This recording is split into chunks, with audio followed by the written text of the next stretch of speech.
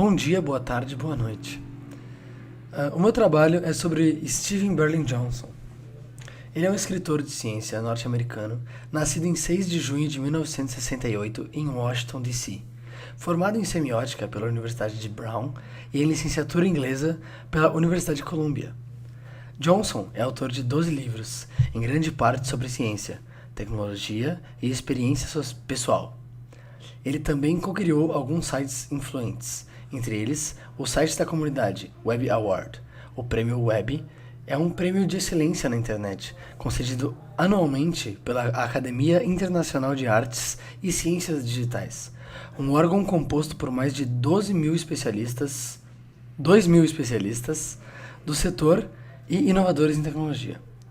Ele é editor contribuinte para Wired e escreve regularmente para The New York Times, The Wall Street Journal e The Financial Times, e muitos outros periódicos. Johnson também atua nos conselhos consultivos de várias empresas relacionadas à internet, incluindo Atavist, Meetup.com, Betaworks e Pet.com. O autor é um entusiasta social, tecnológico. É quase como se fosse um filósofo contemporâneo que decifra a vida com o auxílio da informação e faz muitas comparações e analogias que facilitam o entendimento de suas ideias, pois se utiliza de uma linguagem mais moderna para abranger cada vez mais público e, assim, espalhar seus pensamentos. Como eu disse, quase um filósofo. Numa palestra do TED Talks, chamada The Web as a City, Steven Johnson diz que a web é como uma cidade, construída por muitas pessoas, completamente controlada por ninguém, intrinsecamente interconectada e ainda funcionando com muitas partes independentes. Enquanto o desastre acontece em um lugar, em outro lugar, a vida continua. Ele reforça essa ideia ao contar sua história sobre o ataque de 11 de setembro, no qual ele estava com sua mulher e sua filha de 2 dias e meio a poucos quarteirões dali.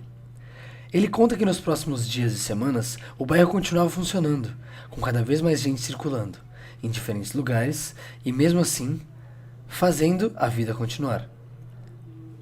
Essa percepção da realidade naquele momento fez ele se desligar completamente do conceito de que a densidade e o convívio em um único local de trabalho eram cruciais para a tecnologia. Ele teve de mudar todo o conceito de um livro que estava escrevendo após perceber isso, pois na obra em questão ele citava o World Trade Center como um grande avanço tecnológico. Vamos falar sobre algumas obras do autor. A primeira é o livro chamado De Onde Vêm as Boas Ideias? Em uma entrevista para o portal XM.com, ele explica bastante os conceitos trabalhados no livro.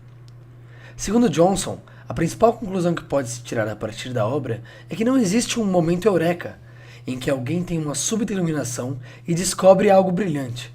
As melhores ideias começam com palpites vagos e demoram anos para ser desenvolvidos. É o que ele chama de palpite lento. Uma característica de bons inovadores é que conseguem trabalhar na ideia por muito tempo. Tim Berners-Lee, por exemplo, desenvolveu a World Wide Web, a famosa WWW, durante mais de 5 anos antes que ela estivesse pronta para ser revelada ao mundo. Já a invenção da lâmpada elétrica demorou mais de 20 anos e envolveu muitas pessoas.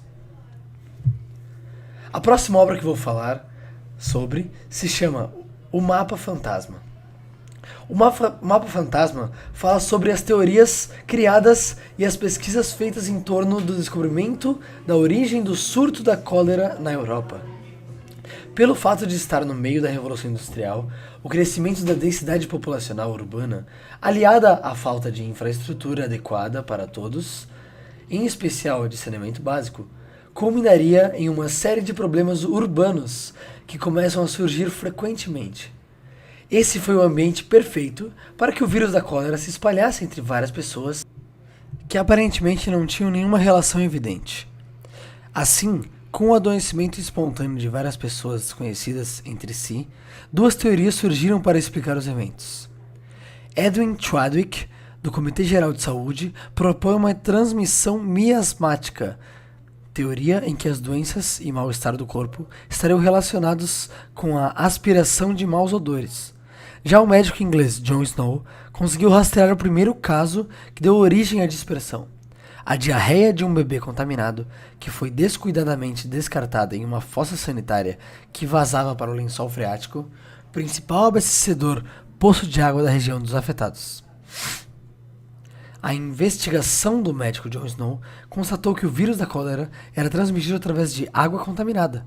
Mas mais importante do que isso, ele se utilizou de uma pesquisa empírica para descobrir e tratar uma enfermidade que atingiu centenas de pessoas e levou a óbito outras tantas, colaborando eternamente para que a ciência médica e diversas outras áreas fizessem mais uso dessa forma de pesquisa e se concretizasse a metodologia científica pelo mundo. A descoberta de Snow foi crucial para se popularizar na ciência a pesquisa empírica e assim o descobrimento de novas doenças que muitas fossem evitadas. A terceira obra se chama Como Chegamos Até Aqui. De forma objetiva e articulada, o autor traça a história de criação e evolução das principais inovações da história da humanidade. O livro está dividido em elementos básicos, como o vidro, frio, som, higiene, tempo e luz. Cada um deles tem sua trajetória descrita desde as invenções mais básicas até nossos tempos atuais. Um conceito importante trazido por Johnson em todas essas inovações é o que ele chama de efeito beija-flor.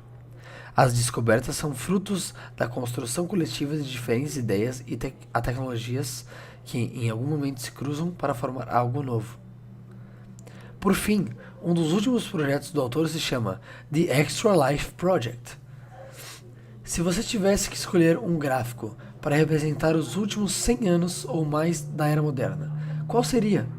Acho que teria que ser este, acompanhando as mudanças na expectativa da vida global de 1900 até hoje. Há um século, no final da grande influenza, a expectativa de vida global estava em meados de 30 anos. Hoje, apenas 100 anos depois, em meio a uma pandemia global, a expectativa de vida global está na casa dos 70 anos. A mortalidade infantil em todo o mundo foi reduzida em um fator de 10. A duplicação da expectativa de vida humana deve ser entendida como o acontecimento mais importante da nossa era. Adicionamos 5 bilhões de humanos ao planeta desde 1920. Não porque as pessoas estavam tendo mais bebês, mas porque descobrimos todas essas novas maneiras de evitar que as pessoas morram. Ameaças globais, como as mudanças climáticas, também são um subproduto dessas revoluções médicas e da saúde pública. E a pandemia do Covid-19, chegando bem no centenário do fim da grande gripe, é um lembrete de que o processo contínuo de extensão das nossas vidas não é inevitável. É por isso que é essencial entender como conseguimos realizar esse feito extraordinário e o que precisamos fazer para garantir que os benefícios da vida prolongada sejam compartilhados por todas as comunidades. Em suma, o autor entende que existe um processo produtivo que gera a inovação. Os diversos segmentos que compõem essa estrutura melhor são desenvolvidos com processos multinucleares, ou seja, aqueles que transferem o conhecimento ao longo de toda a cadeia intelectual. Portanto, o estágio atual de desenvolvimento necessita de ampla cobertura dos mais recentes criadores de novas frequentes de inovação, correndo o risco de perder o potencial de desenvolvimento contemporâneo.